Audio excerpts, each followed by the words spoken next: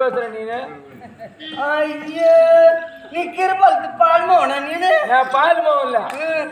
அதே பால் மோகம் தான் விடு ஆமட்டு உள்ள பார்த்தா மட்டும் இல்ல பரியாடு விட்டு புள்ளியில பாத்துருப்பா அப்பளம் தொங்கி மூக்கு சளி தொங்கின்னு கிடந்துச்சு. ஆமா அப்ப சின்ன பிள்ளைல ஏதாவது மூக்கு சளி ஓடுன்னு வந்திருப்பான் அப்ப பாத்துருப்பா